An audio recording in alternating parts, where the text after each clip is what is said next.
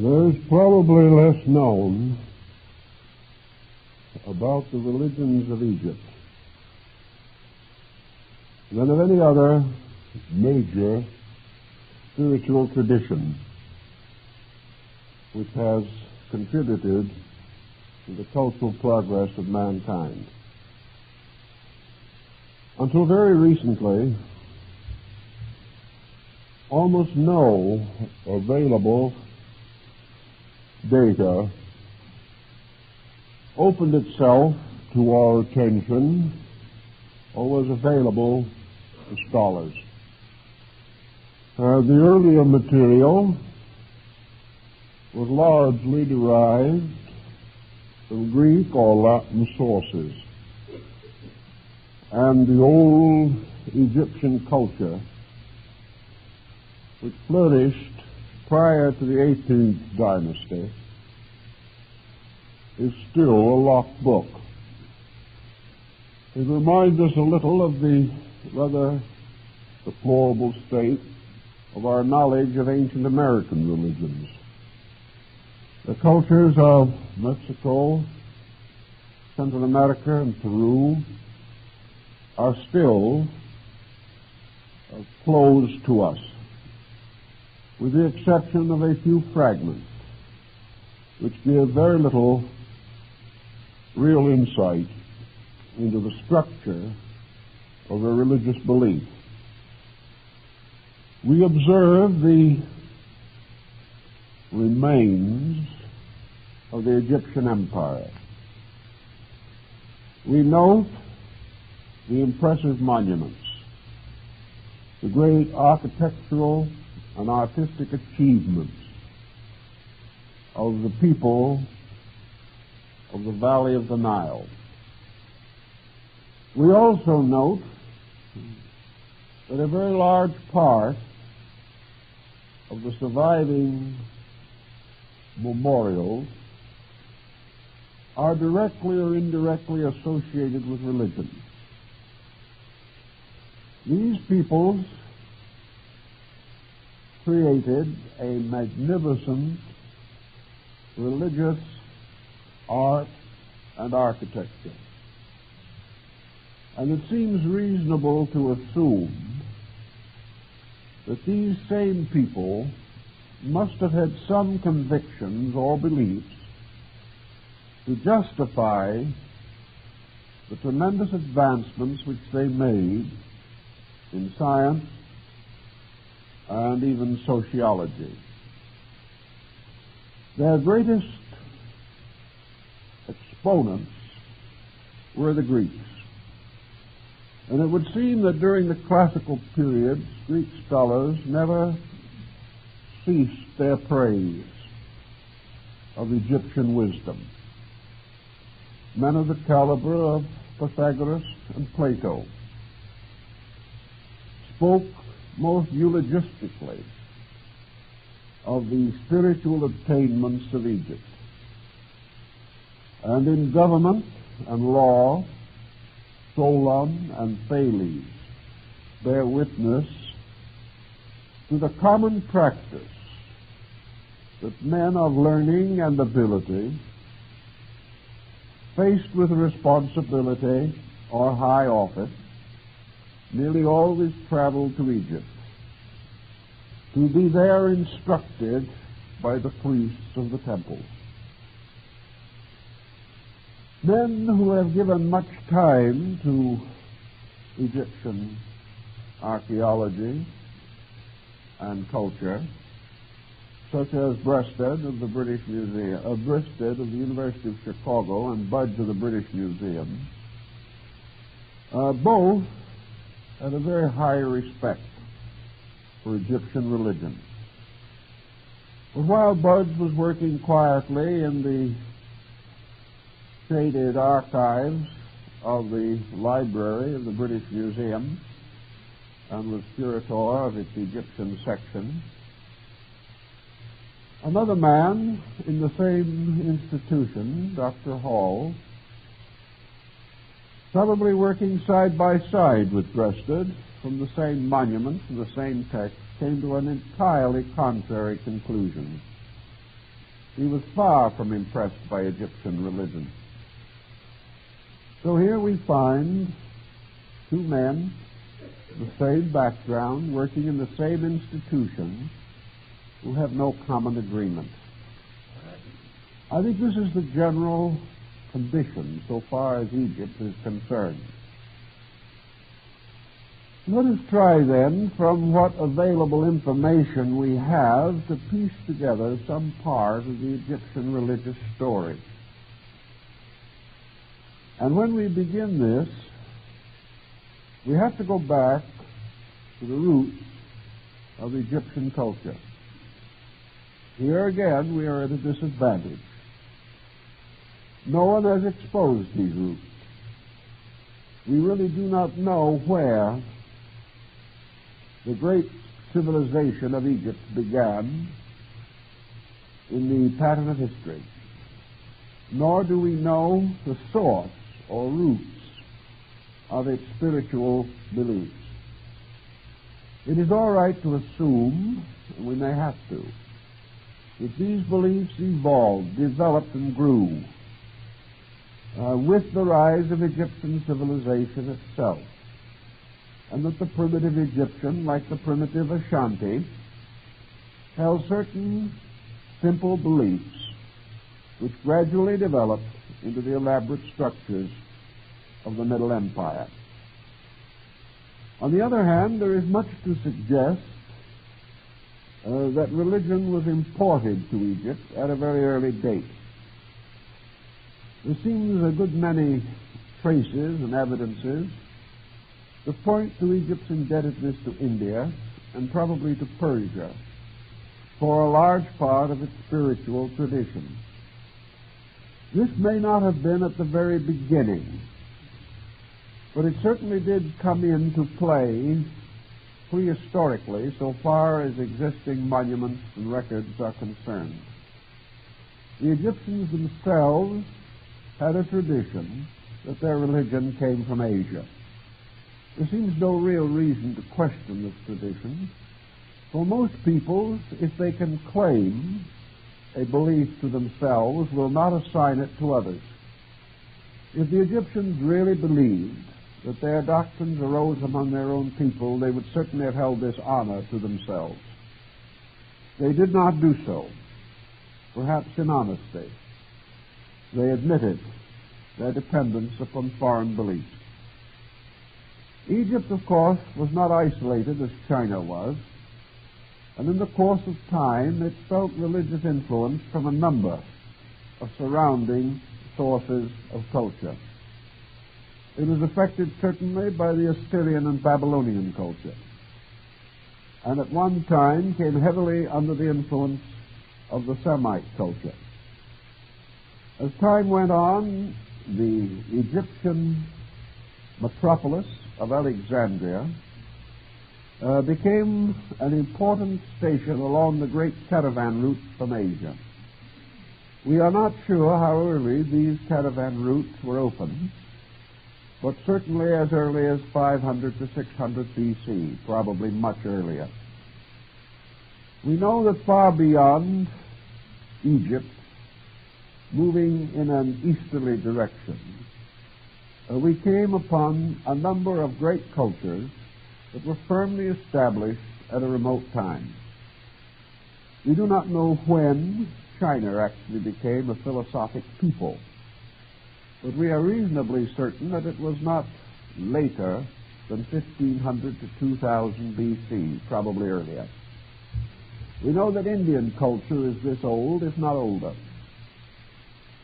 We are quite confident, therefore, that Asia had produced advanced religious systems anywhere from 1000 to 2000 BC. These are the conservative figures of modern scholars, having no particular root in any speculation, mystical or otherwise. So there is no reason to doubt that along its life way, Egypt was heavily affected by the importation of outside ideas. It was open to them. It was not necessarily a particularly closed people. They were not highly patriotic, as we think of the term.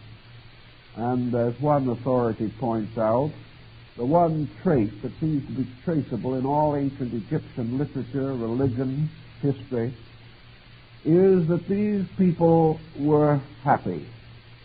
They were good-natured, cheerful lot, in spite of the various vicissitudes through which they passed. Like most strongly developed cultures, they had certain freedoms even under powerful autocracies. The average person lived his own life in his own way. They were also people with considerable personal vanity, and many of these fashions which we now have originated among them.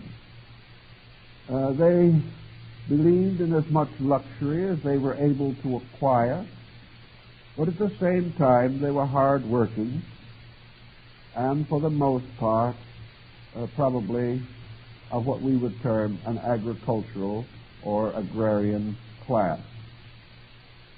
Yet we cannot really take it for granted that any people is able to maintain a cheerful and forthright optimism without some source of strength within itself.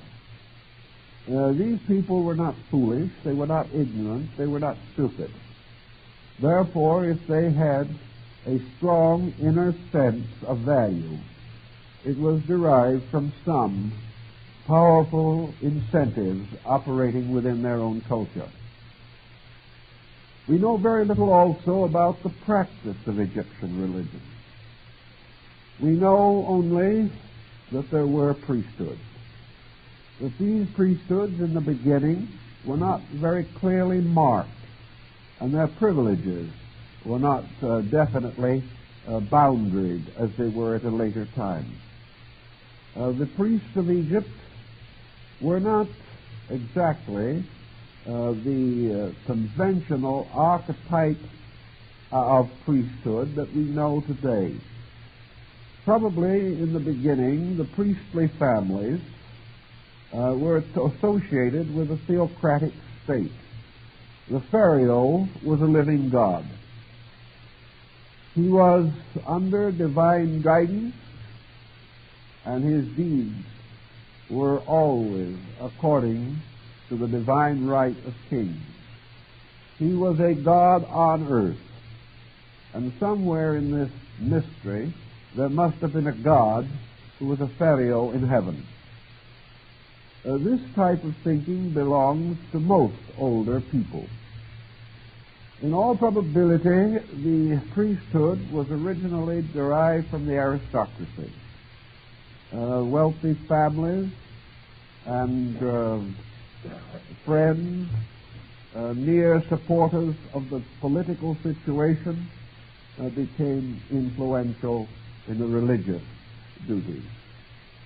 It was only after the rise of a very prosperous Egypt that this country set a precedent that was to be followed by most other cultures, namely that of assigning certain incomes to the temples.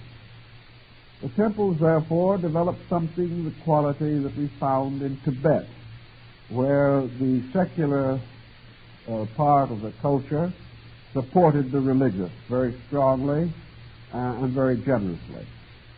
The temples of Egypt received income from certain lands of the state, which were assigned to the temples.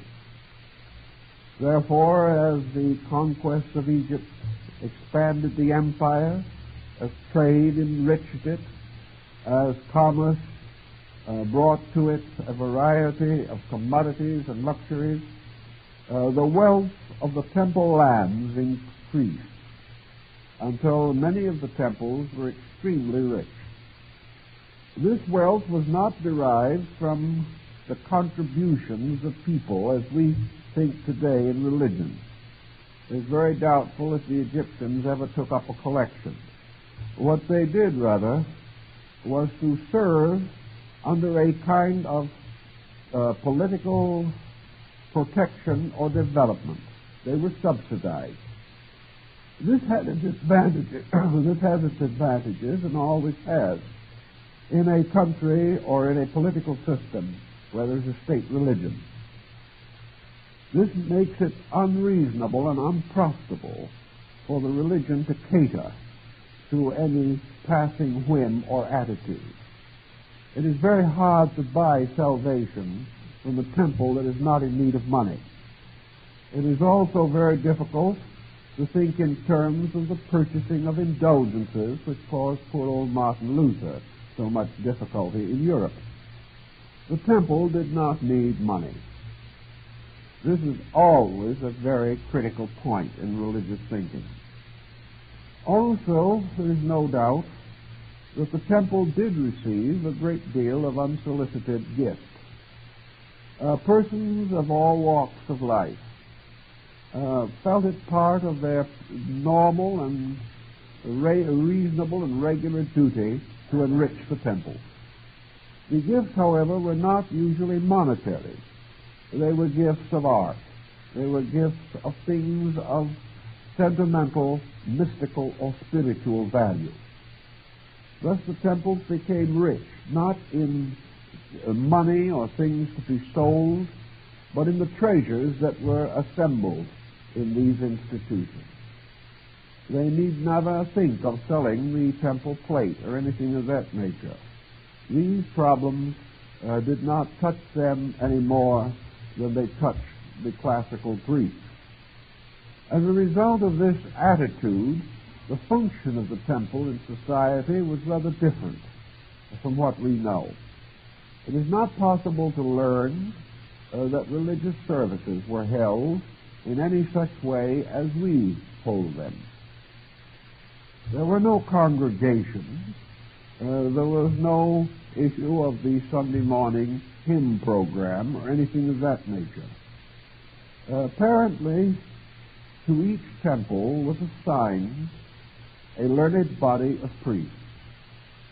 These priests were available to the people at all times. This was the simple framework of religion. The individual brought his spiritual need to an individual. He brought his need to a sanctified person who was bound by the obligations of secrecy, who might not divulge, who might not bear witness against him, and had nothing whatever to gain by lengthening or shortening the interview. If the person's problem took 10 years to solve, it was no matter, because the priest was paid to do that particular thing, or subsidized to do it. He lived in the temple. He spent his available time in prayer, meditation, thought, study, or perhaps in one of the various branches of teaching. Here we have something that descended again into the Arabic culture. In most cases, the Egyptian priest was an educator. He was also connected with the faculties of the priestly colleges. And the temple was the college. It was the college, the hospital, the clinic, and in matters of ordinary private living, it was also the judiciary. Almost all problems that did not relate to the actual political structure of the country were handled by the religious educational group. In the life of the Egyptian people, religion was a very present matter. All of the important events of life had their religious observances, as they do today among primitive people. The various years of life, the changes which take place between childhood and adolescence, between adolescence and maturity, these changes were all marked with ritual. The Egyptian lived within a structure of ritual, and the pageantry of it must have been most impressive. It provided him also, in all probabilities, with a large part of his local entertainment, because the festivals of the religion, the great celebrations, the processionals, the various sacred days and their observances, such as the intercalendary days upon which the birthdays of the gods were celebrated. All of these were set aside as festivals. In these festivals, the populace took some part, but they were also continuously delighted observers of all the pomp and circumstance that went with these sacred occasions. Because of the very nature of the Egyptian religion, as it seems to have descended to us, it did not bestow upon its people any particular element of fear. Primitive religions usually do not. There may be certain negative fears arise around the ghost cults and things of that nature, but for the most part, the faiths of older peoples were cheerful. They did not have to do with any great fear or doubt concerning the future of things. The average individual perhaps was not too much concerned with even the problem of his own survival after death. Certainly the populace in general either assumed that these matters were adequately taken care of by the great gods upon their distant thrones, or else all that was necessary to be known could be imparted to them by their priests and in the various educational facilities of the nation. We speak of Egyptian religion, but this itself is a more or less misnomer. Actually, the religions of Egypt were many, and at various times in the history of the nation, different sects and creeds emerged to powerful positions. Probably this was partly due to internal strife.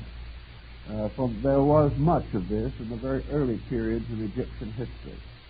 As a result of this strife, certain powerful territories became dominant, others were conquered, and this changed the religious outlook.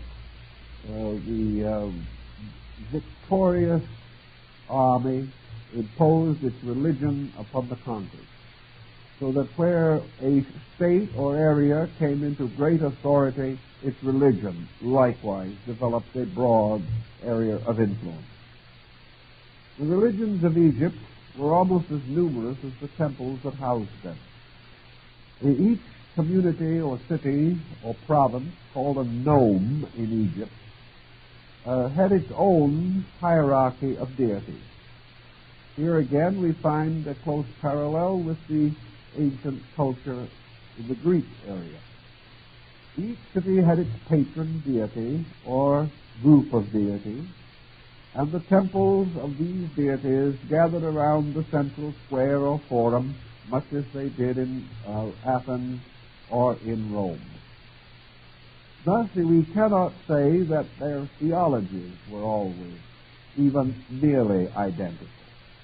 One of the first problems that the modern Egyptologist faces in consideration of the religion of this country is the problem of the basis of the religious viewpoint of Egypt.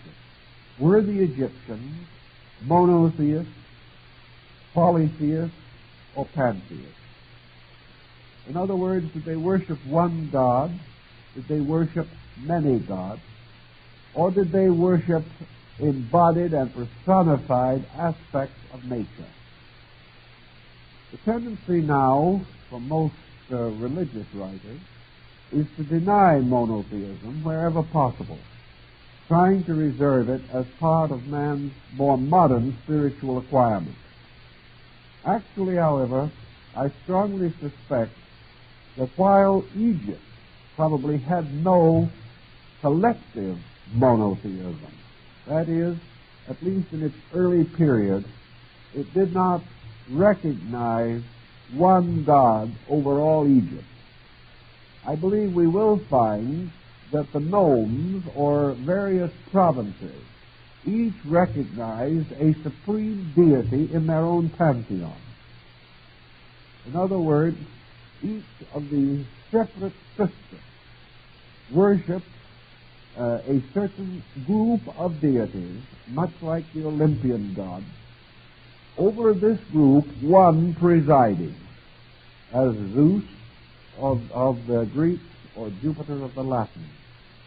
There seems to be much to indicate that these people were too advanced culturally to avoid the natural concept that leadership must be invested in one power. That you cannot invest leadership in many powers of equal dignity and importance without chaos. You cannot do it in this world, and they did not believe it could be done in the universe. Somewhere in the universe there had to lurk this mysterious leadership, this one power before which all other powers must bend in acceptance or obedience. Thus we may say that in Egypt the different areas had their own little religions with deities differently named from those of other nomes.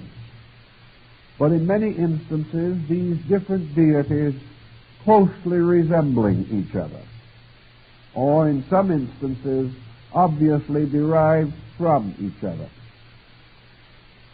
As was the practice of the time, the temple rose in the midst of the cultural life of the community.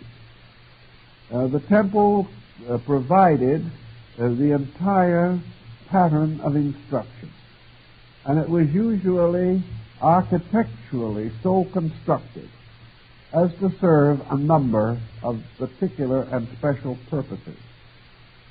The open courts, or the main parts of the temple, were for public worship. They were also for the enthronement of the divinities. Here, in some way, the deities were represented, usually in magnificent granite or basalt figures. Nearly every one of these temples, by the way, presented their principal deities as a triad.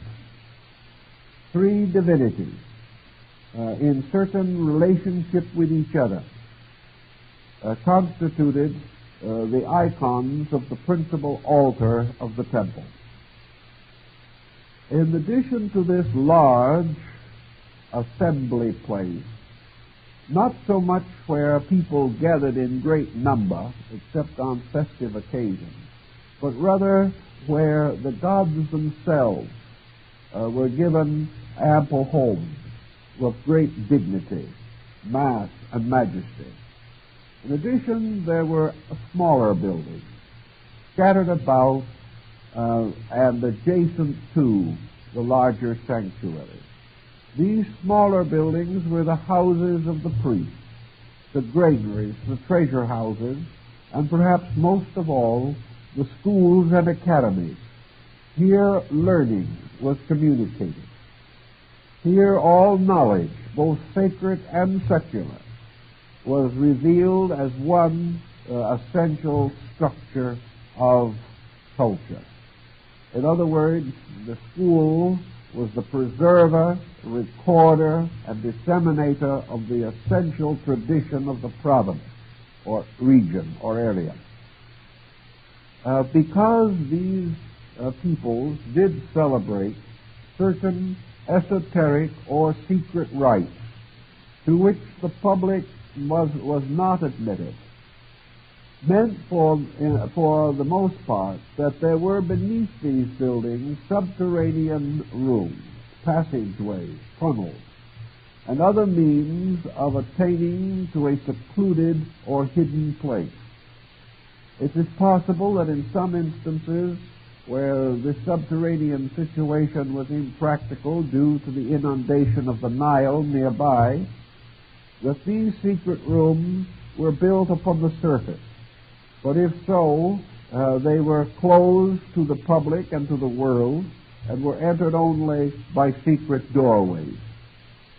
In these sanctuary rooms, the particular and special instruction into the great rituals and rites of the gods were communicated. This communication process was usually ritualistic. In other words, great sacred dramas, as Plutarch calls them, were performed, sometimes at night, in guarded places, including islands where privacy was assured, or, if not at night, then in the subterranean and hidden parts of the temple, where the profane and the eavesdropper could not penetrate. Thus we gradually distinguish, as in most instances among these older peoples, two divisions of religion, the one being that of the public ceremony, and the other that of the private instruction. This was a common policy throughout antiquity, and undoubtedly is responsible for the veneration in which the temple system was so long held. With the changes in the political life of Egypt, there was a more or less drawing together of the state. Finally, Egypt came to be administered as a double empire of Upper and Lower Egypt, and the authority of the state was vested in the pharaoh. Now, in the earlier periods, the pharaoh had a kind of nominal authority, but under an almost complete local system of autonomies. The pharaoh had certain prestige, precedence, authority, and power, but it was largely located in his own city. He could call upon other areas, and they could not refuse his call. But he had very little to do with the shaping or reshaping of the cultural life of the various provinces. These provinces had their own jealous patterns and traditions, which they would not relinquish to any central authority. In other words, in the early period, we might say that the federal government was weak. The right of state extended not only into politics, but into religion. As time passed, however, the same thing occurred in Egypt that happens everywhere else, namely that these scattered autonomous states had to be drawn together. They could not defend themselves against the rising tide of conquest from without the boundaries of the country. They could not properly unite in a social, political, or commercial bond. And by degrees, Egypt became essentially one country. In the process of so doing, there emerged from the galaxy of Egyptian faiths the one prominent and dominant religion of the people. A religion, however, that was never the only religion.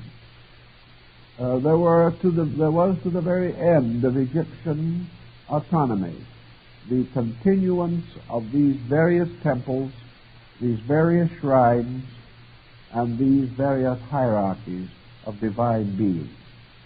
But in the course of time, the cult of Osiris began to overwhelm all other religions like a great light rising and causing innumerable candles to lose their own peculiar radiance.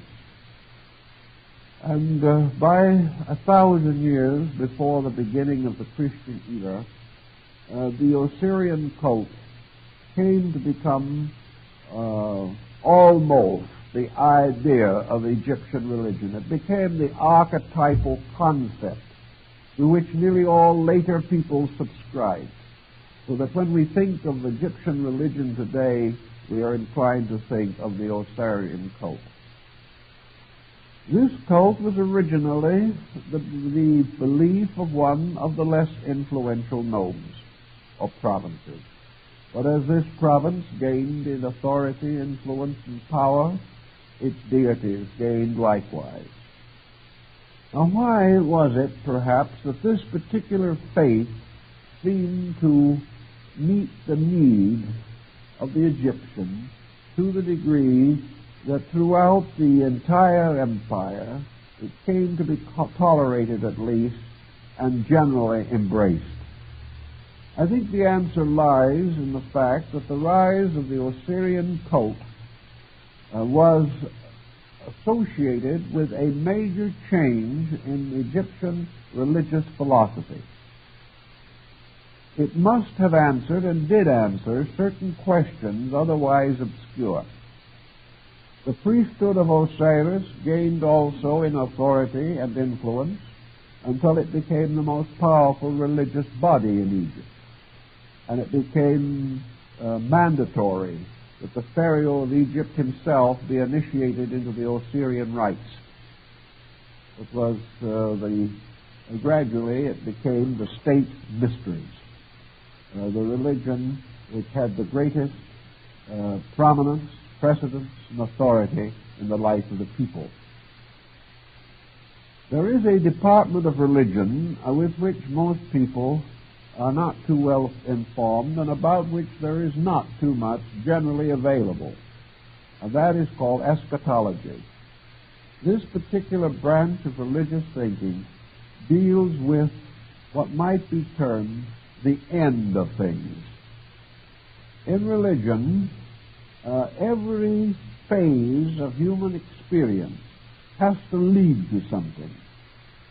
And the problem of the ultimate state of things actually is essentially a religious problem. We have tried to make it a scientific problem, but we have only ended by making religion out of science. We have to have certain concepts. Eschatology, for example, asks these questions. What is the end of the world? What is the end of man? What is the state of man after death? What is the ultimate condition of the soul? These things all have to do with some kind of termination or something that lies beyond the circle of the immediate or even the less immediate. We have to go into the state of ultimates. And the problem of spiritual ultimates is covered by the general theme of eschatology. Now, in the Osirian rite of Egypt, we must expect to find a new concept of ultimates. And I suspect that this was the power and influence particularly responsible for the rise of this faith. In the cult of Osiris, we find, for example, the gradual rise of a powerful monotheistic principle. Now, it does not mean that Osiris was technically and actually, in Egyptian religious philosophy, the supreme deity. But by degrees, Osiris became the supremely important deity. The deity most necessary to man. The deity that held in its power and authority the ultimate of man. Also, the Osiris cult had other answers relating to problems that confronted ancient man and which he, to a measure, is still struggling with even today. And that is the problem of the immortality of the human soul. In the Osirian cult, immortality emerges. It emerges as a spiritual certainty.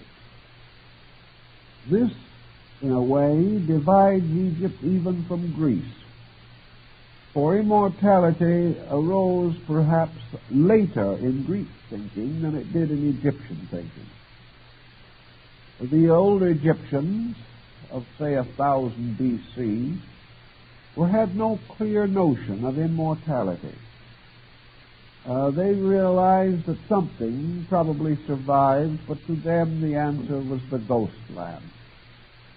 To the earliest Egyptian, with an instinct for survival, it seems to have been believed that the dead lived on in their tombs, and for that reason their worldly goods were buried with them so that they would have everything necessary for their pleasure and convenience. That there was a real sense of immortality, as we conceive it today, is doubtful prior to the rise of the Osirian cult. It was probably locally taught wherever this cult dominated before it became the principal faith of the empire. The rise of the Osirian cult may also have been strongly influenced by the brief but powerful spiritual impulse given by Akhenaton. This pharaoh, living probably between 13 and 1400 BC, certainly was a powerful monotheist. He was one who distinctly and definitely held the concept of one God. Apparently, Egypt at that time was not ready for him, and as a result, his monotheism did not have an endurance. It did survive, however, in mystical and religious groups, and seems to have finally contributed to the ultimate integration of the Osirian cult. So we have in the deity Osiris many of the attributes and aspects that we would normally associate with a supreme being. First of all, we have in him that which is one of the high marks of an ethical civilization, namely a good God. In this case, a good God is one in whom virtues exist that are beyond the common practice of the believers or followers of that God. In other words, Osiris was perhaps cast in the image of man, but he was better than man. He was not merely a stronger chief, he was a nobler ruler. Thus, in Egypt, we begin to clearly observe the rise of the concept of spiritual nobility. That is, the rise of the belief that man lives to become better than he is. This is quite an important point which we take for granted, but we cannot assume was present among ancient beliefs. Gradually also into the Osiris cult came another important element, probably derived partly from Akhenaton, partly from Syria, and partly from Persia. This was the belief that Osiris was not only the good God, but he was a God who loved his children. And furthermore, that men, mortals, humans, were the beloved children of this God, who now takes on the father attribute. He is no longer a God with slaves. He is a father with sons. Now this thought is still hard for some people to reconcile in true philosophic insight. We all claim to think this, but in our relationships with life and with religion, we are much more inclined still to think of deity as the autocrat. But in Egypt, the followers of the cult of Osiris began to think of him not only as the good God, but as the wise God, the kindly God, and most of all, in the rise of their religion, the forgiving God. Here, then, we have nearly all of the elements of a highly advanced theological system. We have a deity who emerges as a power, a universal power for good. That in the great struggle of the ages, this good must come to ultimate victory. We have the God of wisdom, in whose nature all mysteries are known, all secrets have their roots, all realizations and revelations originate. We have the deity who has a warm and continuing affection for his creation.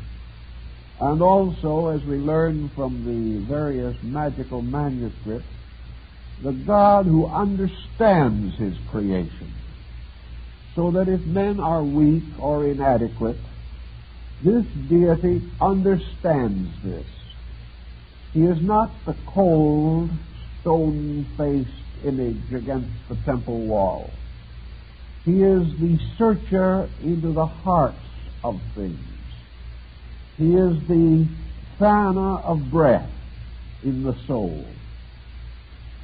In addition to these things, this deity is constantly laboring for the ultimate perfection of man, or the rescuing of the world from a state of evil.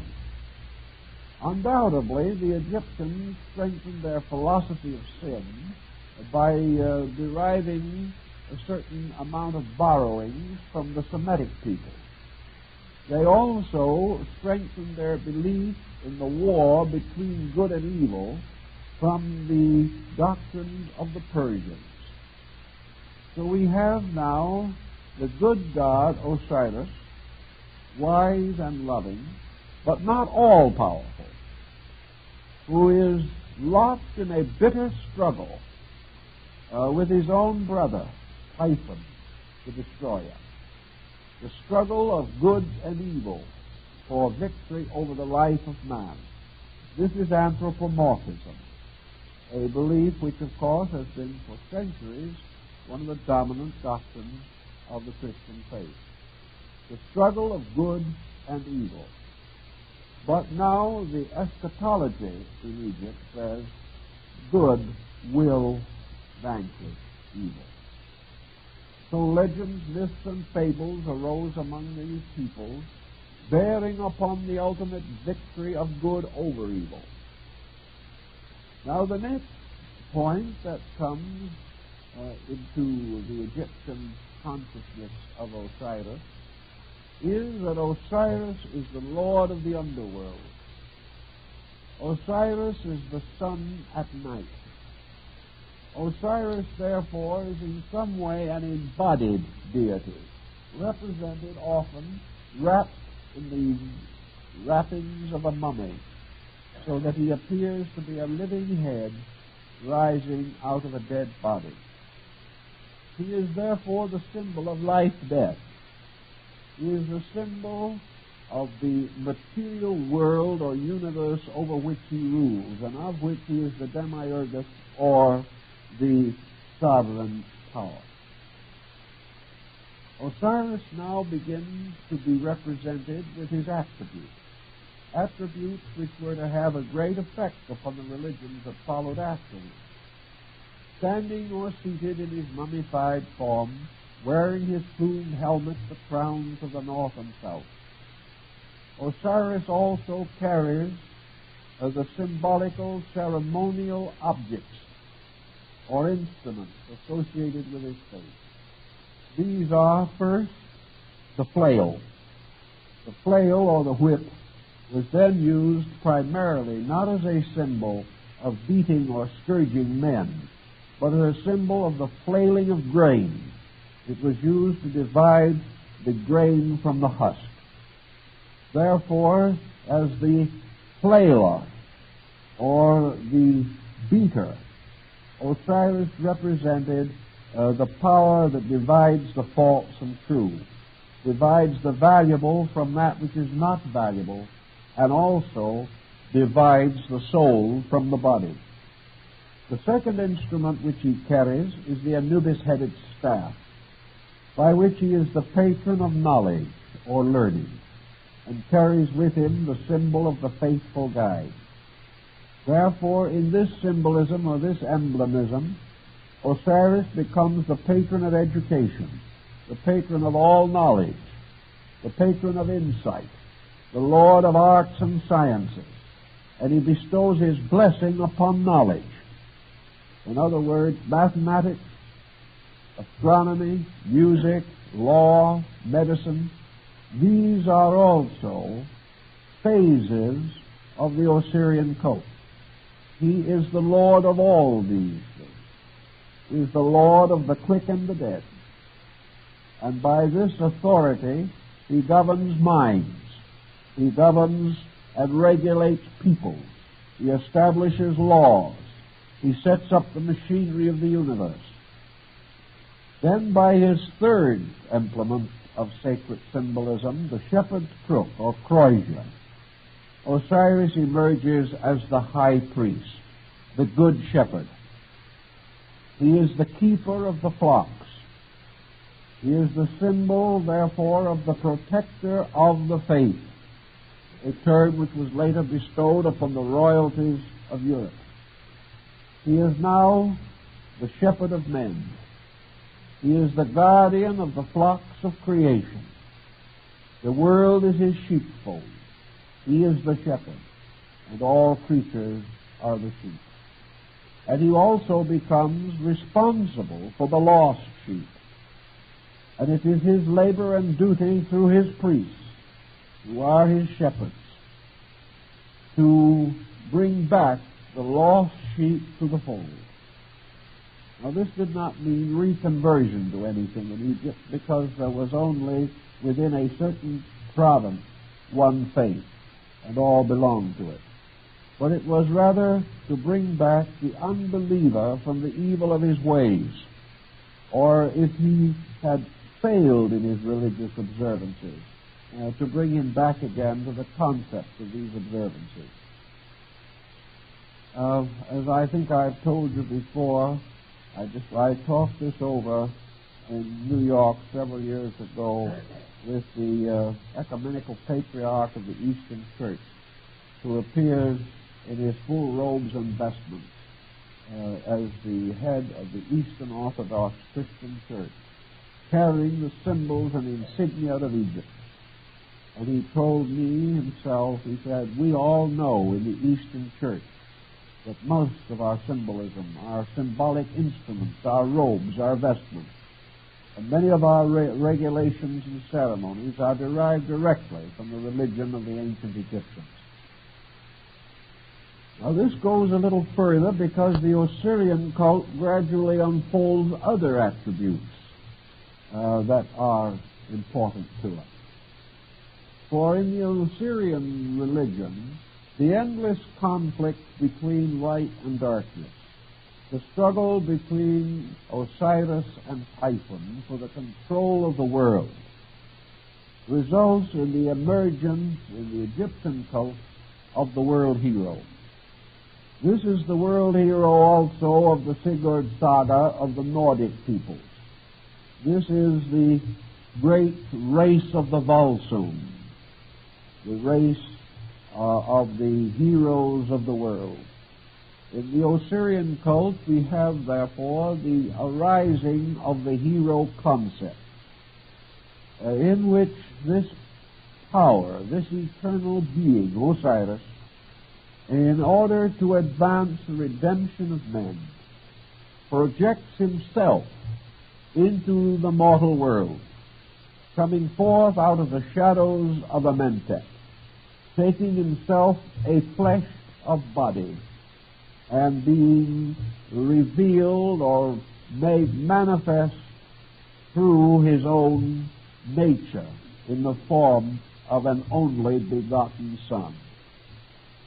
Therefore, in Egypt, Horus, the only begotten of the Father, the son of the widow, the most mysterious and immaculately conceived, born of Isis, who was overshadowed by the Holy Spirit of her own murdered husband, Osiris, gave Horus the power to bear witness to his own Father throughout all worlds. And in the Egyptian ritual, it is definitely stated that whoever has seen Osiris has seen his Son, and whoever has seen his Son has seen Osiris. For the Father is in the Son, and the Son is in the Father unto everlastingness. So the projection of Osiris himself comes forth to be the redeemer of men in the form of Horus, the golden hawk. This golden hawk perhaps also derives from the idea of the phoenix. Horus not only becomes the avenger of his father, ultimately restoring the empire to his father, but he also becomes the intercessor, the one who, having taken flesh, having lived among men, and having known the sorrows and secret pains of men, asks that the Father will be patient of men, because he has sent his own Son among them to be like unto them. And Osiris nearly always heeds the voice of his Son. And when his Son asks or requests, the Father generally is symbolically represented as acceding to that request. Now, this gives us a very strong foundation for the doctrine of redemption, which was certainly taking form in Egypt by the very earliest contacts between the Egyptians and the Latins. Now, out of this comes also another important doctrine rising in the cult of Osiris, and that is the concept of intercession. Here we have now Osiris in his own proper right, and Osiris as the extension of himself in his own Son. This Son gradually becomes, therefore, the peacemaker, the Prince of Peace, to whom the Father will deny nothing. But Osiris now stands in another relationship to this projection of himself. Horus becomes the scapegoat. And in the rituals of the coming forth by day, if the soul which has sinned is in doubt of salvation, Horus steps forth and pleads with his father Osiris, saying, "Let the sins of this man come upon me. Let me be therefore the bearer of his sin. And in my name, and because I have accepted his sin, I ask that you shall forgive him." Now here we have intercession.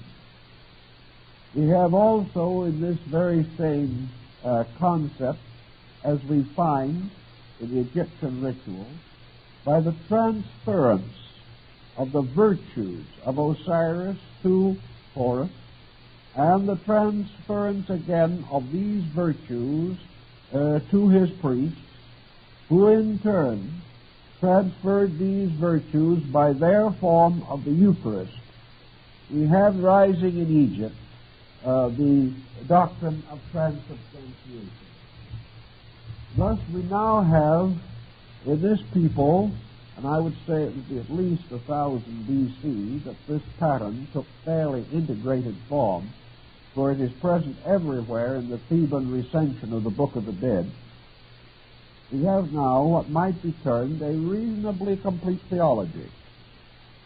We have the beginnings of ideas that were to gradually spread to all other parts of the world. And we begin to see how it would be inevitable that this type of thinking would also result in the rise of a mysticism. This is really the crux of our problem, because in the study of mysticism, we then come straight head-on into the problem of the Egyptian mysteries.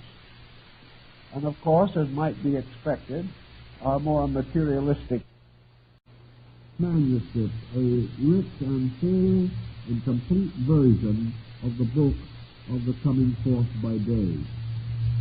Here we find the priest Ani pictured at the beginning of the scroll. But he has died. Therefore we find the inscription reading, Osiris, who was Ani. This occurs frequently in the manuscript, or the reverse formula. Ani, who is Osiris.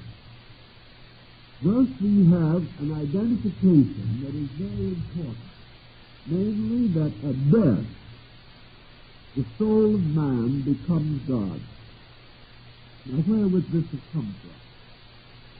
There is only one possible answer that we have at the present time, and that would be Middle Asia. For here we would find that perhaps at the same time that we are concerned with, the idea that the Atman, or supreme power of the universe, existed in all things, and that the spirit or life in every living thing is God. And that when the body is removed, or the being departs from the body, it is in one way or another hallowed or glorified. We know that at the time of the Papyrus of Ani, therefore, that the soul or spiritual content within the nature of Ani was Osiris. That all souls passing out of the body were Osirified. That is, they became one with Osiris. They were restored again to him. Egyptian metaphysics seems to point out, therefore, that in a mysterious way, Osiris is the world soul. We have already mentioned that he was not the supreme deity, because he was the lord of the underworld. And this would be perfectly consistent with the idea of the world psyche being the lord of the mortal world. And that in the soul experience of living things, the souls of all separate beings are ultimately restored to the world soul.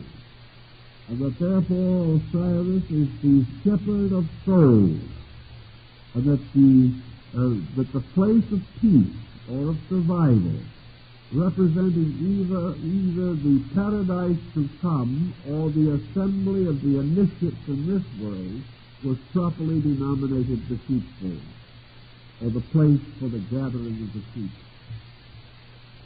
So we have now this concept also added, that in each human being there is an Osiris. That this Osiris, perhaps, therefore, can be compared to Paul's ecstatic utterance, that Christ in you, the hope of glory. This idea of the indwelling divinity is rather unique for its period in the doctrine of the Middle Egyptians. The next point that we find, again, in the eschatology of the situation, is the description of the world in which Osiris rules. He rules in a wonderful temple located in the otherwhere, not here but somewhere else.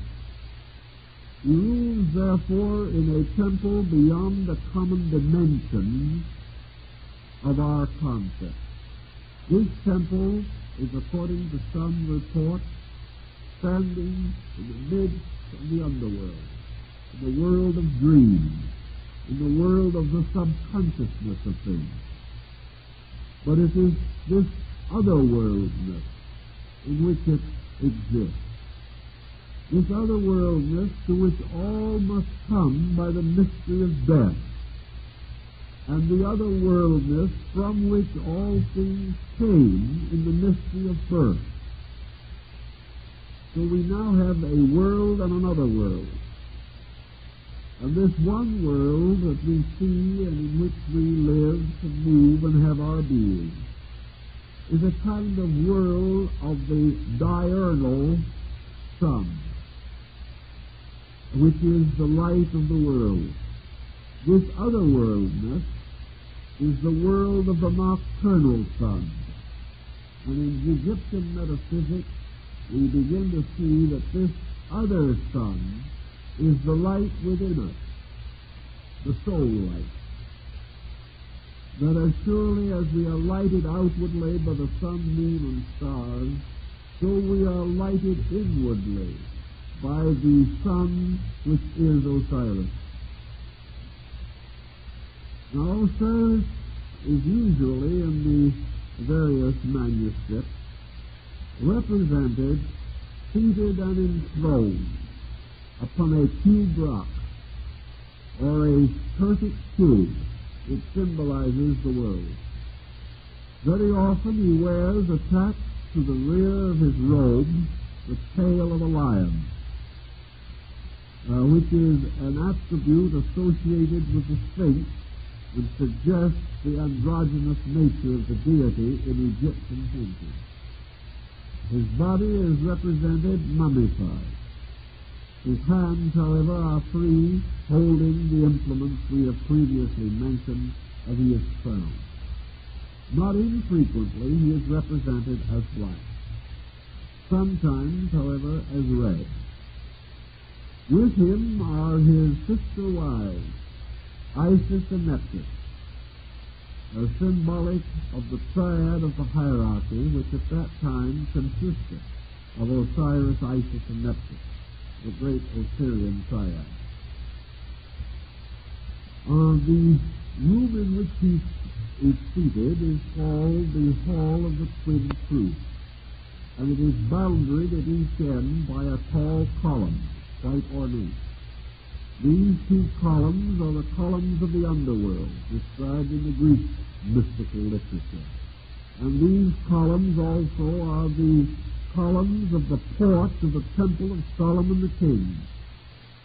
And Osiris is therefore throned between a black and a white column, which symbolize life and death, light and darkness, reality and illusion. Osiris is furthermore throned in a mentet, or in a menti. And a mentet is the paradise, or the paradiso of otherworldness. He is seated in a celestial, invisible, psychical equivalent of Egypt.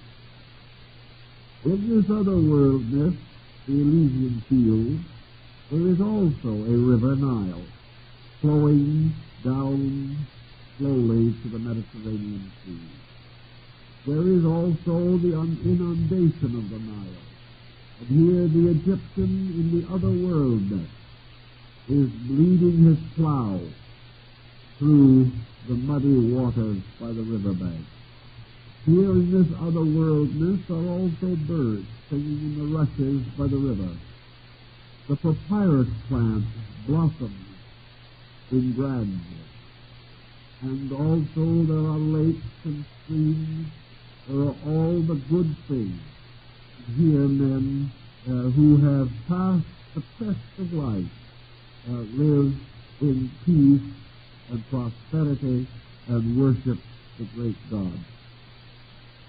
Now, this might seem a little primitive to some of us as a description of otherworldness, but it is very much more primitive than a city with four walls with a foundation of precious stones and gates on each side. It is not so much different. It is only a problem of how far can we penetrate into the symbolism in either case. Are we talking about something desperately literal, or are we trying to understand a mystery, as in the mystery of the city four squares set forth in the Revelation of St. John? So here in the underworld, in his city four squares, sits the great deity, judge of the alive and the dead. And here in the crypt beneath the Egyptian temples, the great rite of the opening of the mouth was performed. Well, we have to try to reconstruct, if we can, the circumstances that would lead up to the use of this ritual. We know that as set forth in the Papyrus of Ani, that this must have been a strange and splendid thing. Restorations made in England at the British Museum have been able to piece together what might be termed the ritualistic content. We know that this particular ritual is dramatically suitable for theatrical production. We also know, as Professor Preston told me in Chicago, that there are existing manuscripts, papyri, of the book of the coming forth by day, in which the prompters marked for actors, and their exits and entrances are marked on the margins of the manuscript. There is no doubt it was a theatrical production. But the circumstances under which it was given and why it was given might still be subject to some thought. One parallel immediately suggests itself, whether it is in India, China, Egypt, Persia, Greece, or Rome. The ceremonies associated with death were always also associated with the initiation ritual. The rites for the initiation of candidates in the mystery were always rites associated with the mortuary procedure. The purpose of this was obvious to the reasonably well informed. The purpose of initiation was to carry the individual by consciousness from one world to another. This also was the inevitable function of death. Therefore, just as surely as man by initiation becomes aware of his own immortality, so by death he gains this awareness. He stands, as the Egyptian said, I am dead, yet I do not die. This is a discovery, the fact of which, apparently, is reserved for only two possible conditions. One is religious mysticism, and the other is death itself. So the mortuary ritual is always the initiation ritual. Now, when would such a ritual be used, and why?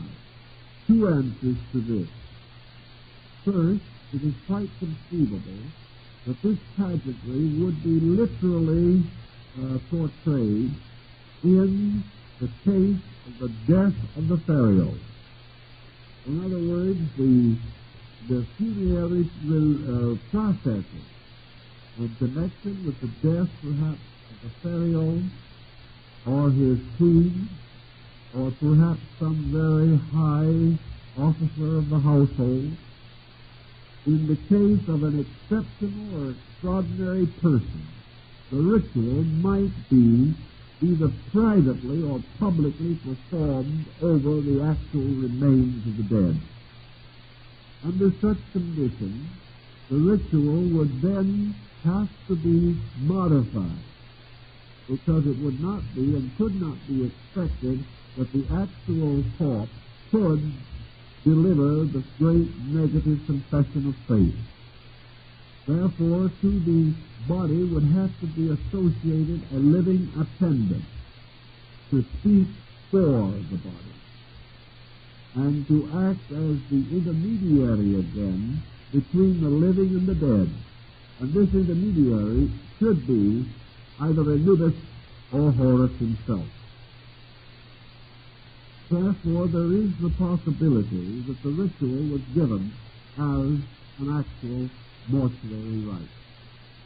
There would be no reason then to doubt that an Egyptian of lesser estate, who could not afford or was not entitled by the caste system of his time to any such elaborate ritual, might then be interred with a manuscript copy, as was commonly talismanically done, with the idea or concept that he would then have available to him all of the passwords of the degrees, all of the keys to the various gates of the divisions of the underworld, that he might know the answers and the proper deportment when he entered into the presence of the great gods in the hall of the Twin Chiefs. These things were therefore interred with him,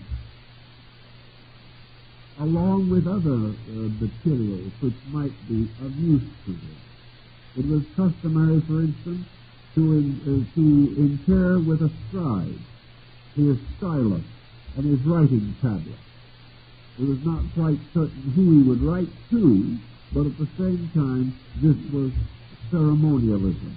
He might feel, while resting quietly in the tomb, an irresistible desire to make a few notes. If such was the case, he must have the necessary equipment. Therefore, in your magical belief, the moment you assume that the soul has an existence apart from the body, you may assume that this soul has some continuance in living, and may have, therefore, interests like or similar to those of the living person in this world. The second use of the religious ritual, as in the case of the Egyptian mystery, would be the pure problem of initiating a living person into the mysteries of the other world. This would be a ceremonial. It would be very much in the order of an ordination or a high mass performed to stimulate the spiritual power of the observer. The Egyptians definitely believed in a mnemonic system. That is, that by presenting the soul of the living person with a certain spectacle about divine matter, the soul within the person would be aroused, would leap forth in joy to behold that which was its own nature, or would hold upon the truth revealed, because these truths were already sleeping in the soul. Therefore, that through the ceremony, the sleeping truths in the soul would be awakened, and the person would have the experience of knowing the mystery behind the ritual. In either instance, then, the rite could be conceived to have been ceremonially portrayed. And the proper place for such ceremony would certainly be in the subterranean passages of the temple, or in some place isolated, or in some place of darkness away from the common convention of man, because this place must represent otherworldness. We have gradually developed in Western religion a practice or policy of placing crypts under cathedrals for the burial of the sanctified dead. The Egyptians did not follow this practice, but they also definitely did use their crypts or subterranean rooms to represent the world of the dead, a practice which we find among the Latins in the old catacombs of Rome long before the rise of Christianity.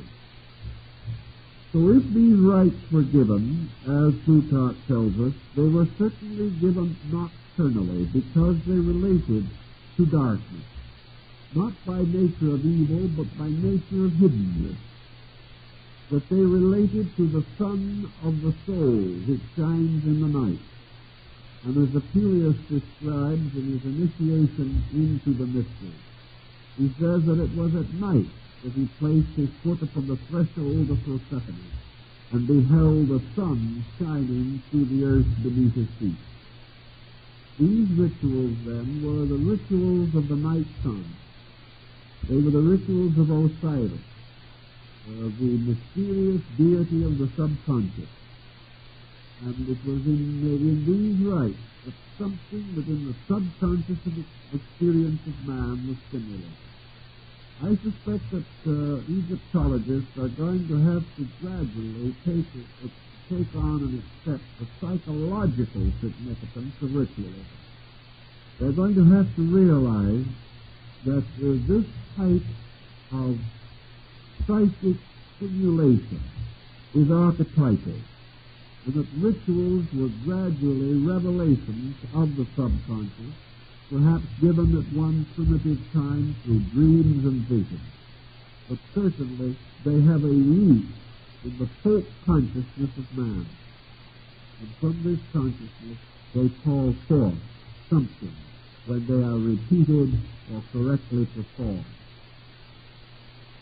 So for a moment we will attempt to restore some of this concept in the idea of the initiation, perhaps we can say, of Adi, scribe of Pharaoh.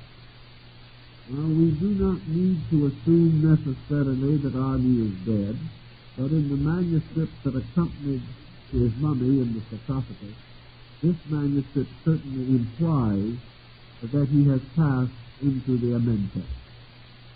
Your eschatology again comes to the fore, however.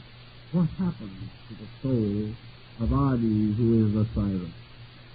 Does this soul rest forever in the paradisical abode of the great God, or does it come forth again?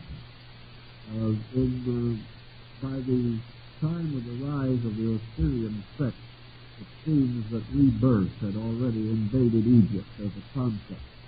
The improbabilities are that the eschatology in Egypt finally centers upon the idea of Palingenesis, or of the various returns, renovations, restorations, of the rising of the soul from its own dead, the Greek concept of metempsychosis. So we will say that either Ani as the dead or Ani as the candidate is prepared for the ritual of the coming forth by day. If he is alive and is a neophyte to the temple, it appears that he was initiated singly, that there were no group initiations on this level, although there were what were called the orgies of the gods. And in those days, the word orgy did not have a negative implication. It now merely meant ceremony. It did not mean dissipations of any kind. The tie between our present thought and the old word is ecstasis. It was the ecstasy, or the enthusiasm from entheos, in God. It was a divine ecstasy. But gradually, in the Roman world, it began to be confused with the bacchanalia, which was not its original meaning. But in any event, the candidate, accompanied by a guide appointed for this purpose, enters into the temple, is met by the priest with torches, and is led downward.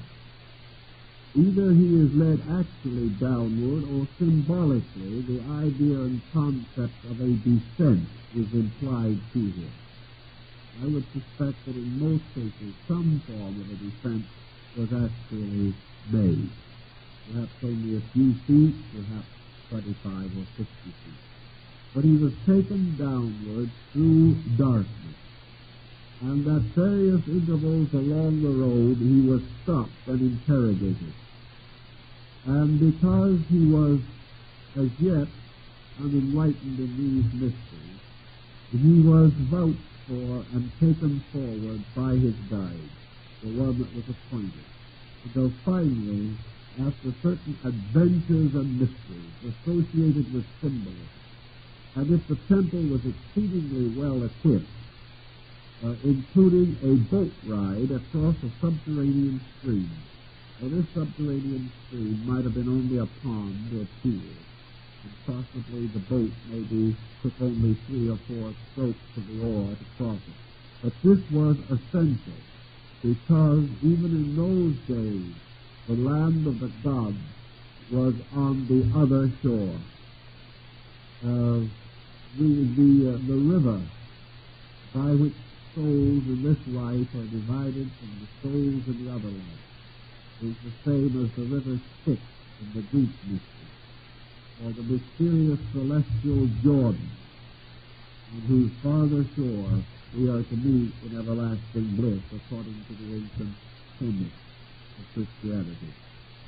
Having reached the other shore in this, having cast the veil of the mysteries between this world and the next, the candidate for initiation is conducted into the great hall of the twin chiefs, which is brilliantly lighted with candles or tapers or torches, probably originally with torches made of thongs of wood.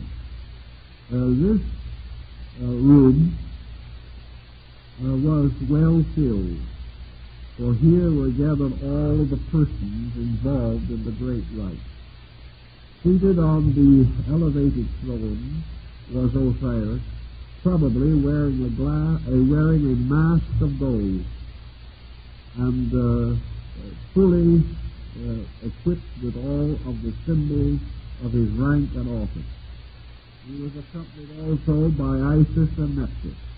Isis wearing upon her head the empty stone to symbolize the martyrdom of her husband, and Nephthys bearing upon her head the symbol of a bowl to carry consecrated water. Before the throne of Osiris, the scales of the cyclostatia had been set up for the great ceremony of the weighing of the soul. The cynocephalous ape sat upon the balance of the scale. Both Hermes, Trismegistus, the recorder of the gods, with the mask with the ibis head, stood holding his stylus, the stylus and the writing tablet. Anubis, with the head of the jackal, was there. Horus was also present with the golden head of a hawk. Along one wall was gathered the 42 assessors, representing the jury of the dead. There was present also Typhon, the destroyer, because in this heavenly accumulation or assembly, the spirit of negation must also be. Likewise present was Maat, the goddess of justice, represented as either blindfolded or without eyes, or wearing a mask without eyes, also wearing upon her head the ostrich plume of the law. In addition to these thus present, would also now be included Anis, who is Osiris. He comes in, raises his two hands at right angles upward, and forms the sign of the Ka, the symbol of the soul. He says, I am a soul. And the form of his body in the ritual makes the hieroglyph to symbolize that he is unbodied, that he is a living soul that has achieved freedom from body. Now this may mean either that he is dead and therefore has departed from body, or that by the studies, mysticism, religion, and philosophy of the temple, he has achieved the release of his soul from the delusion of body. In any way, he speaks of the victory of the soul or life over the body by the position of his hand. He is then led forward into the presence of this assembly of the gods. And here he is presented with the negative confession of faith. In this particular case, the assessors, or the jurors, present the various articles of the negative confession. Or the herald of the court, Saint Hermes, may himself read the sacred liturgy of the question. It is said that the Egyptian was a proud man, that he would not accept a positive confession of faith. He would not end his confession by saying, I have. He would only finish it by saying, I have not. Therefore, the questions are all so stated that the answer, the positive answer, is I have not. So then begins the interrogation of the soul of Osiris, who was Anis.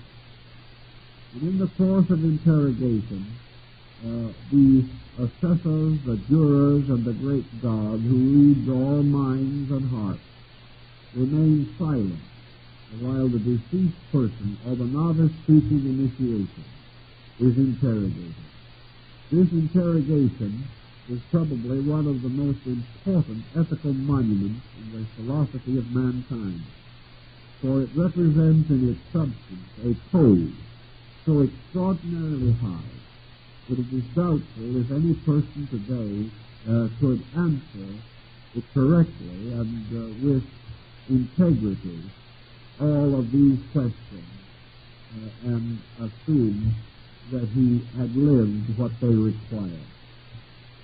Also in the negative confession we find a great many ideas of good and ill which are quite advanced, in fact far further advanced than our own code, because this code definitely judges the individual not only by his actions, by his words, by his deeds, but by his most intimate thoughts, by his deepest convictions, by the most secret of his purposes. Also, he is judged by the very abstract motive behind the things that he has done. He is also expected to be able to state clearly that he has not been jealous of any other living being throughout life, that he has said no untrue word about any person, either in seriousness or in jest, that he has never taken from any person anything that that other person did not give freely. Now, that would be pretty tough even in the 20th century. It's getting tougher every day, we might add. Also, we know that the Egyptian was one of the few people who listed the psychological mistakes that we make. That the negative confession infers that the individual must have conquered fear within himself. Not the fear of the known, but the fear of the unknown. That he must have transcended all doubt about universal good. That he must be free from excessive grief. That he must be free from excessive worry. That he must have in himself no negative quality which would in any way defile the Osiris in his own soul. Well, several writers and students of the matter have come to the conclusion that the Egyptian, either living or dead, that took this examination had to, we'll say, somewhat exaggerate his virtues. And perhaps overlook a few mistakes along the line. But in the ritualism, although he is honest and in the right, the candidate does admit his mistakes. He does not attempt to give all positive answers. He does not claim to be without fault.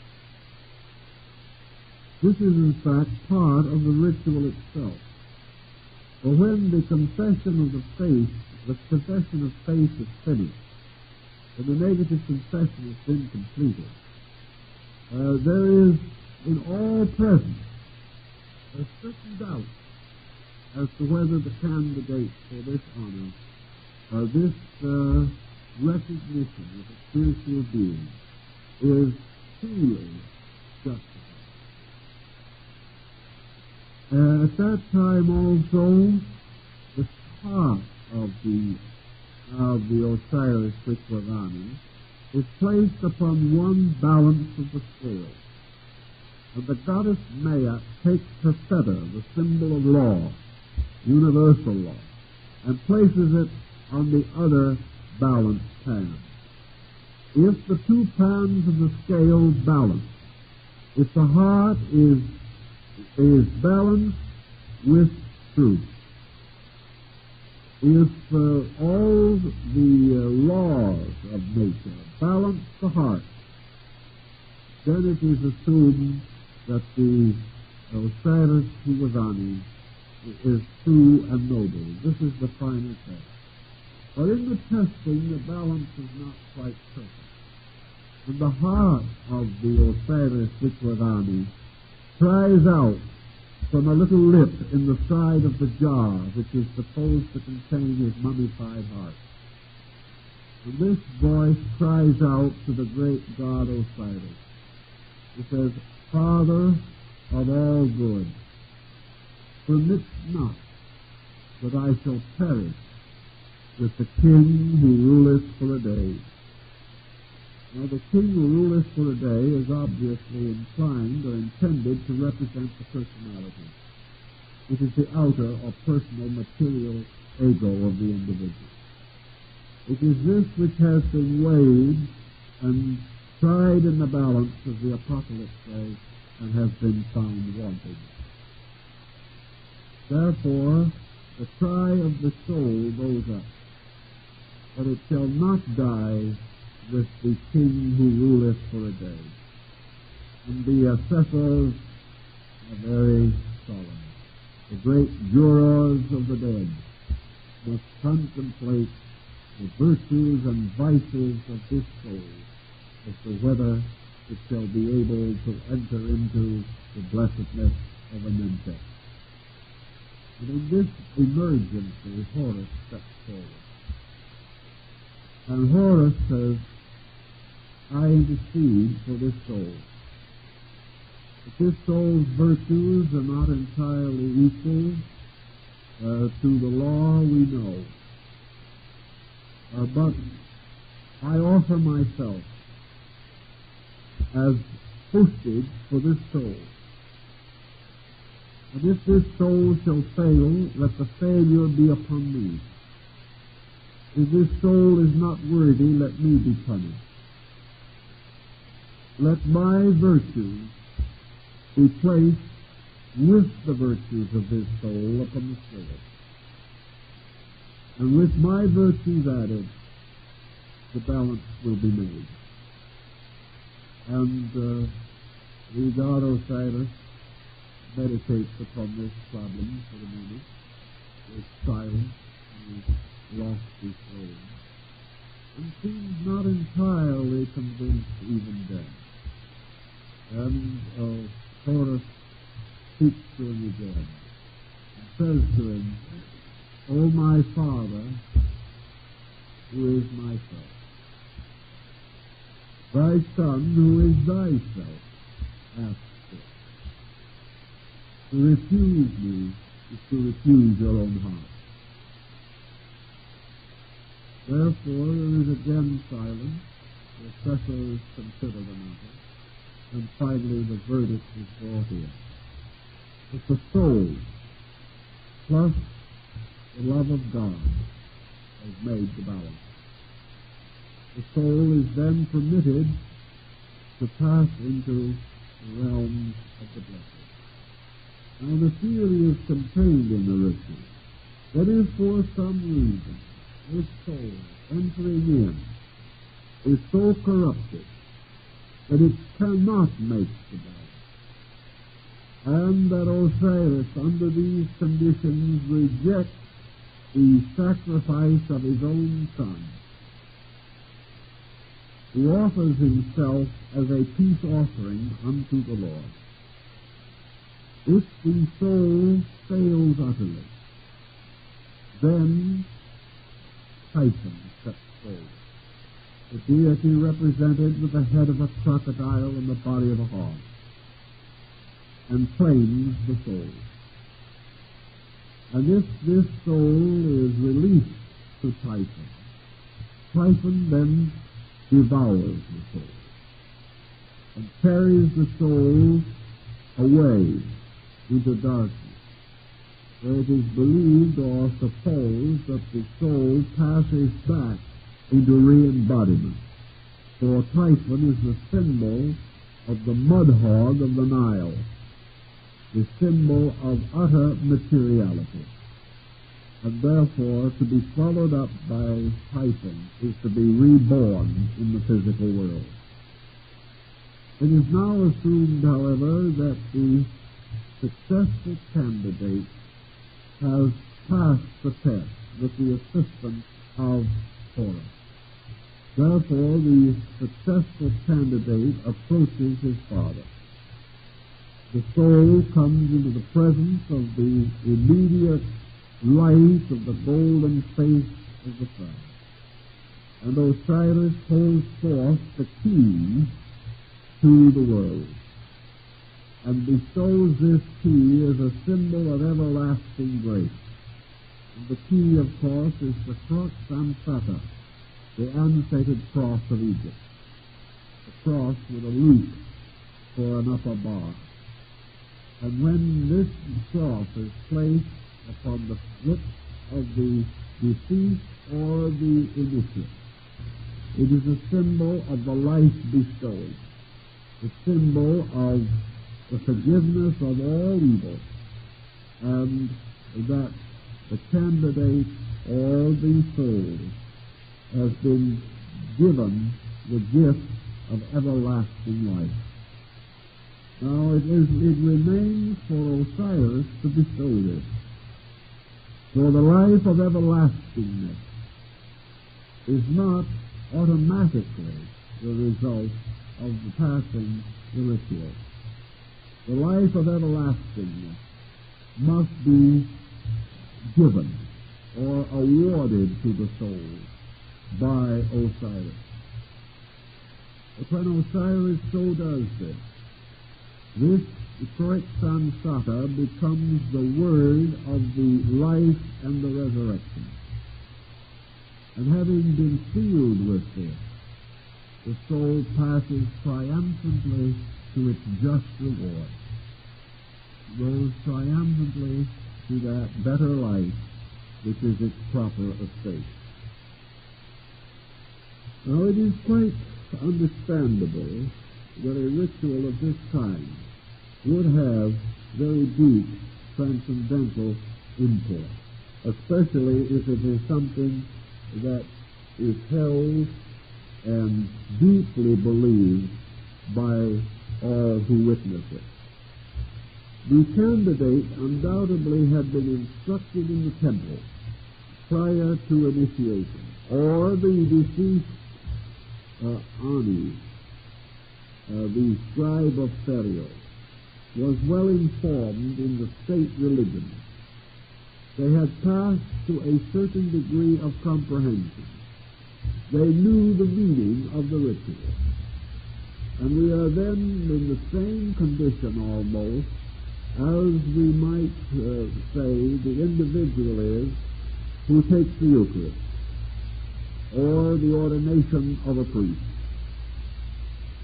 In each instance, that which is to occur is known in advance. But by some mystery of transubstantiation, these physical things become peculiarly related to metaphysical truths beyond themselves. And it is to be assumed, therefore, that the initiate, having received this mystery, was in some way internally altered. That with this faith, with this participation in the highest and most secret rites of his people, with this blessing and benediction of the Hierophant of the Mysteries, who undoubtedly impersonated Osiris, that more than a mere drama was intended. As in the elevation of the host at High Mass, to the believer, there is a spiritual mystery. That this mystery bestows some alteration, some change, like the laying on of hands in the apostolic succession. That there is something by which all things are made new, by a mystery of faith itself, by a mystery of religion itself.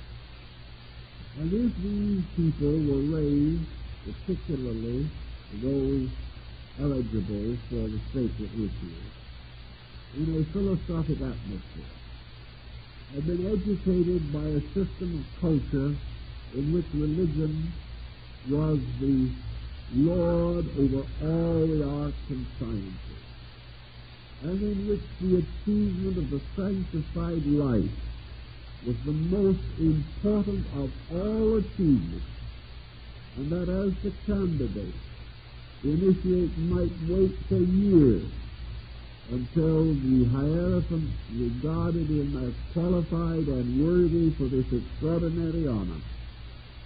We cannot but doubt that in the religion in which the priest himself was the very extension of his God, where these things were really and deeply and concisely believed, that some type of profound psychological experience took place. Plato describes it, others have described it. Apuleius tells all that he dares to tell. But according to the reports of these witnesses, at the moment of the great initiation, all these mortal elements vanished. The figure seated upon the throne with the golden mask was no longer the priest. He was Osiris. Something happened within the person accepting the ritual. Some light blazed from within himself. And as Apuleius says, all of these priestly persons were suddenly radiant. They became the very beings that they represented. Perhaps the priests themselves did not even know this. But in the heart and soul of the initiate, some kind of an internal experience took place, by which he was no longer in the subterranean room of an ancient temple. He was in the mysterious underworld of Osiris. And in a kind of hypnotic trance or ecstasy, in the strange exhilaration of the greatest religious experience that he could conceive, this person was suddenly touched by a great cleansing, so that never again was he quite the same person. A stage had been set for him, by which he is actually enabled to pass through a mystical experience. Everything was right in the psychology and chemistry of his own consciousness. And in the supreme moment of the ritual, all of the ceremony suddenly became real. And in that instant of reality, the person lost all human dimension. He was Osiris. He was in the presence of the great psychic principle of the world. Perhaps it was in this moment of the unfoldment of his own psychic center that he was aware of this experience. But someday, in the course of time, perhaps, we will understand the psychic life of man better, and we will realize that such experiences can occur, that they do not have to be delusions, that perhaps they do represent a tremendous spiritual inward realization by which things are transformed in a mystery. And in this mystery, we have the very substance of mysticism and ritualism. This, as far as we can carry it in our modern world knowledge, tells us something of the religion of the Egyptians.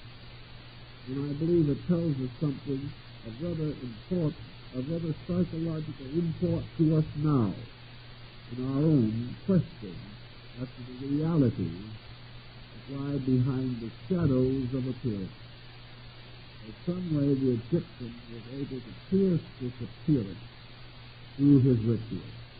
And perhaps we will ultimately regain the understanding of this if we consider psychological research in the terms of religious experience. Well, I guess our time is up, so we'll have to let it rest until next week, and we will take another group of religious rituals. I should really not say next week, because actually, I believe next Wednesday we're not meeting. Let me take another look. Someone just handed me this. I shouldn't be in any uncertainty about it. I'll have to just refresh my mind. Yes, next Sunday is Memorial Day. So we hope that many of you will also perhaps see in this a little ritual of some nature, a little mysticism to tie us, perhaps, with the sacrifice that others have made to help us to have a way of life. There's something about all these rituals, pageantries, and days of solemn celebration. And perhaps if we understand one, we will understand the other. All these things are part of life as a mystery. Thank you very much.